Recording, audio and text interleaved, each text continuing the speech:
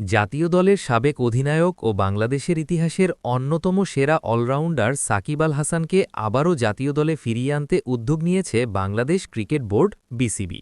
দীর্ঘদিন জাতীয় দলের বাইরে থাকা এই তারকাকে ঘিরে নতুন করে আলোচনার সূত্রপাত হয়েছে বোর্ডের ভেতরের পরিকল্পনা থেকে।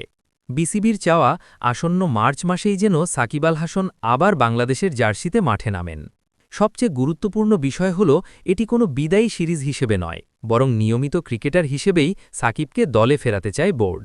বিসিবি সূত্রে জানা গেছে, বোর্ডের নীতি নির্ধারকদের একটি বড় অংশ মনে করছে অভিজ্ঞতা ও ম্যাচ জেতানোর সক্ষমতার জায়গায় সাকিব এখনও বাংলাদেশের জন্য অমূল্য সম্পদ।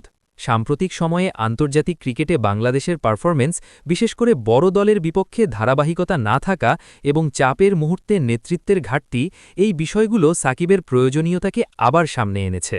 বোর্ডের ভেতরে আলোচনা হচ্ছে, তরুণদের পাশে একজন অভিজ্ঞ অলরাউন্ডার থাকলে দলের ভারসাম্য ও আত্মবিশ্বাস দুটোই বাড়বে। সাকিব আল হাসান সর্বশেষ জাতীয় দলের হয়ে খেলেছিলেন সীমিত ওভারের ক্রিকেটে। এরপর নানা কারণে, ব্যক্তিগত সিদ্ধান্ত, রাজনৈতিক বিতর্ক ও বোর্ডের সঙ্গে দূরত্ব, তিনি দলের বাইরে চলে যান। তবে মাঠের ক্রিকেট থেকে পুরোপুরি দূরে ছিলেন না সাকিব। ফ্র্যাঞ্চাইজি ক্রিকেটে নিয়মিত খেলেছেন, ব্যাটে বলে পারফরম্যান্সও ছিল নজরকাড়া। এই ধারাবাহিকতাই বিসিবিকে আশাবাদী করে তুলেছে যে ফিটনেস ও ম্যাচ রেডিনেসের দিক থেকে সাকিব এখনও আন্তর্জাতিক মানের ক্রিকেট খেলতে সক্ষম। বিসিবির পরিকল্পনা অনুযায়ী মার্চে অনুষ্ঠিতব্য আন্তর্জাতিক সিরিজকে সামনে রেখে সাকিবকে দলে ফেরানোর বিষয়টি গুরুত্বের সঙ্গে বিবেচনা করা হচ্ছে। বোর্ড চায় না সাকিবের ফেরা হোক শুধুই সম্মানজনক বিদায়ের আয়োজন, বরং বিসিবির লক্ষ্য সাকিব যেন আরও কিছু বছর জাতীয় দলের হয়ে খেলেন এবং একই সঙ্গে তরুণ ক্রিকেটারদের জন্য মেন্টর হিসেবে ভূমিকা রাখেন।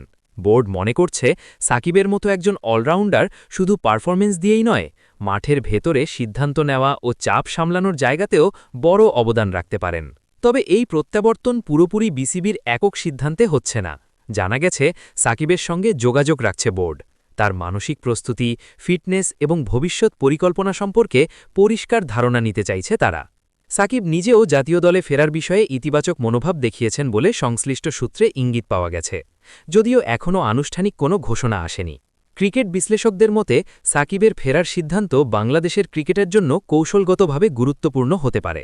বিশেষ করে সামনে বড় টুর্নামেন্ট ও কঠিন সিরিজ থাকায় অভিজ্ঞ একজন অলরাউন্ডারের উপস্থিতি দলকে বাড়তি শক্তি দেবে। তবে একই সঙ্গে প্রশ্নও উঠছে, দলের ভারসাম্য, তরুণদের সুযোগ এবং ভবিষ্যৎ নেতৃত্ব কাঠামোর সঙ্গে সাকিবের ভূমিকা কিভাবে সামঞ্জস্যপূর্ণ হবে।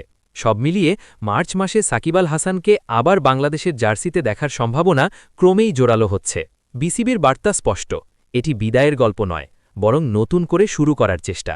এখন দেখার বিষয় কত দ্রুত চূড়ান্ত রূপ নেয় এবং কবে আনুষ্ঠানিকভাবে সাকিবের প্রত্যাবর্তনের ঘোষণা আসে। সব ধরনের খেলার খবর পেতে সাবস্ক্রাইব করুন, সঙ্গে থাকুন খেলার পাতার।